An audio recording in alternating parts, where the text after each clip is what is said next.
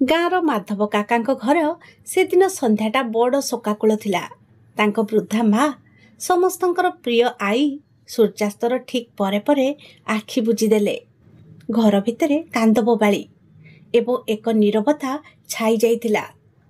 ରାତି ପାଇଁ ସବୁକିଛି ପ୍ରସ୍ତୁତି କରାଯାଇଛି, କିନ୍ତୁ ଅନ୍ତିମ ସଂସ୍କାର ପାଇଁ ସକାଳକୁ ଅପେକ୍ଷା କରାଗଲା। ମାଧବ କାକାଙ୍କ ପୁଅ ରବି ସହରରେ ରୁହେ। ବାପାଙ୍କ ଦୁଃଖ ଦେଖି ତାକୁ ଭାରି କଷ୍ଟ ଲାଗିଲା। ସେ ଧୀରେ କରି ବାପାଙ୍କ ପାଖକୁ ଯାଇ କହିଲା କି, ବାପା, ଆଈ ପାଇଁ ଏତେ କଷ୍ଟ ପାଉଛ, ଆଉ କାହିଁକି ଏଇ ଦୁଃଖକୁ ରାତି ସାରା ସହିବା? ଚାଲ, ରାତିରେ ହିଁ ଶେଷ କାମ ସାରିଦେବା। ସବୁ ଶୀଘ୍ର ସରିଗଲେ ତୁମକୁ ବି ଟିକେ ଶାନ୍ତି ମିଳିବ।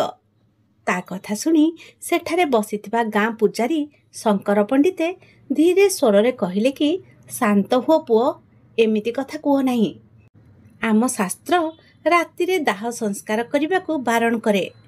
ରବି ଟିକେ ଅବିଶ୍ୱାସରେ ପଚାରିଲା କି, କିନ୍ତୁ କାହିଁକି ପଣ୍ଡିତେ? ଏସବୁ ତ ପୁରୁଣା କାଳିଆ କଥା। ଏବେ ତ ଆଲୁଅର ଅଭାବ ନାହିଁ, ତେବେ ଅସୁବିଧା କେଉଁଠି?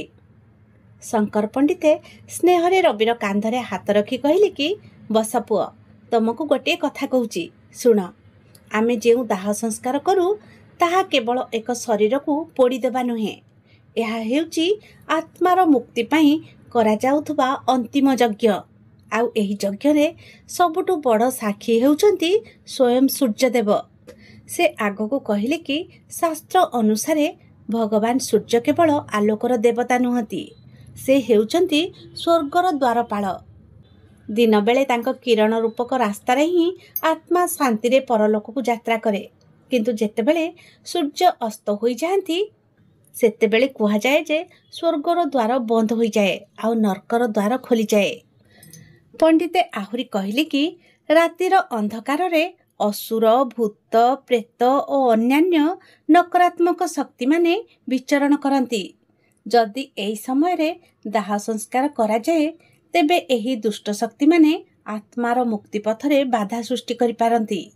ତା ଛଡ଼ା ସୂର୍ଯ୍ୟଙ୍କ ଅନୁପସ୍ଥିତିରେ ଆତ୍ମା ନିଜର ରାସ୍ତା ଖୋଜି ନ ପାରି ଏହି ପୃଥିବୀରେ ହିଁ ବାଟବଣା ହୋଇଯିବାର ଆଶଙ୍କା ଥାଏ। ଆମେ କ'ଣ ଚାହିଁବା ଯେ ଆମ ଆଈର ଆତ୍ମା ଏପରି କଷ୍ଟ ପାଉ? ପଣ୍ଡିତଙ୍କ କଥା ଶୁଣି ରବିର ମନ ଭିତରେ ସବୁ ପ୍ରଶ୍ନ ଦୂର ହୋଇଗଲା।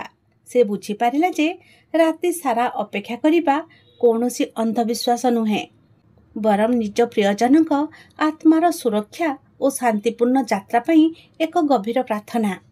ସେ ନିଜ ବାପାଙ୍କ ପାଖରେ ଯାଇ ବସି ପଡ଼ିଲା ଆଉ ମନେ ମନେ ସକାଳର ସୂର୍ଯ୍ୟର କିରଣକୁ ଅପେକ୍ଷା କଲା, ଯେଉଁ କିରଣ ତା ଆଈର ଆତ୍ମାକୁ ଏକ ନୂଆ ଏବଂ ଶାନ୍ତିପୂର୍ଣ୍ଣ ଲୋକକୁ ରାସ୍ତା ଦେଖେଇବ।